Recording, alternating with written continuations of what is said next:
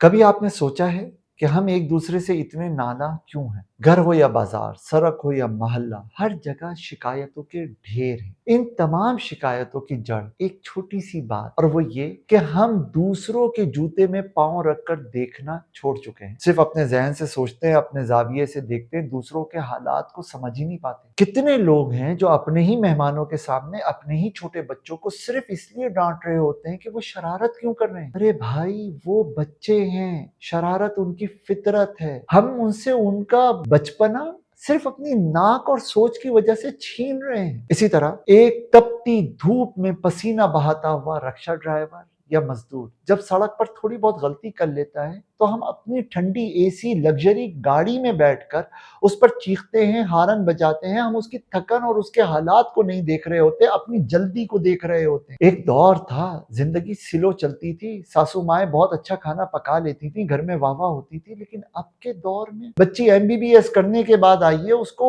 دل گردے پھیپڑے صحیح کرنا آتا ہے، وہ اس کو پکوڑے پکانا نہیں آتا۔ قرآن کریم میں اللہ تعالیٰ نے سورہ حجرات کی آیت نمبر 11 میں کیا ہی خوبصورت بات بیان کی۔ فرمایا، یا ایھا الذین آمنوا لا یسخر قوم من قوم، اے ایمان والو، تمہاری ایک جماعت دوسری جماعت کا مذاق نہ اڑائے۔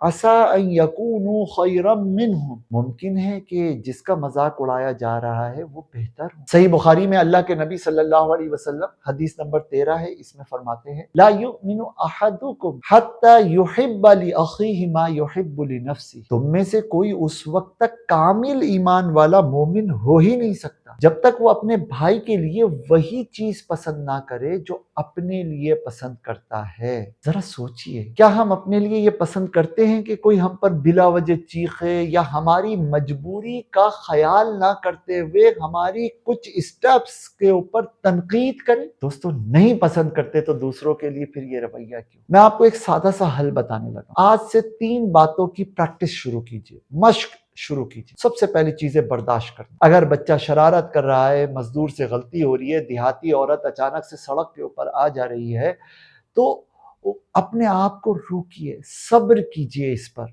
آپ جب صبر کریں گے نا، اللہ آپ کے ساتھ ہوگا۔ دوسری ذمہ داری، حکومت صفائی نہیں کر رہی کہنے کے بجائے دیکھیں کیا میں نے اپنا کچرا صحیح جگہ پہ ڈالا ہے؟ سڑکیں خراب ہیں کہنے سے پہلے دیکھیں کہ میں نے اپنے گھر کا پانی گاڑی دھونے کے لیے باہر سڑک پر پھیلایا ہے یا نہیں۔ تیسری چیز، احساس، سڑک پر دوسروں کو راستہ دینا سیکھیں۔ ایک لمحے کے لیے کوئی جلدی میں آگے گھس رہا ہے، بڑھ رہا ہے، اپنی گاڑی پہ بریک لگا لیجیے، مسکرا دیجیے۔ کوئی تلخ انداز اپنا رہا ہے، آپ شگفتہ ہو جائیے۔ ہمارا معاشرہ تب تک نہیں بدلے گا جب تک کوئی بڑا جادو نہ ہو جائے۔ نہیں، ہمارا معاشرہ تب تک نہیں بدلے گا جب تک آپ اور میں نہ بدلیں۔ اور یہی زندگی کا سب سے بڑا میجک ہے۔ لے کر آئیے اپنی زندگیوں میں اس میجک کو، پھر دیکھیے چاروں طرف کس طرح بہار آتی ہے۔ اللہ پاک مجھے اور آپ کو اپنا بھی اور اپنے سے جڑے لوگوں کا بھی خیال رکھنے کی توفیق عطا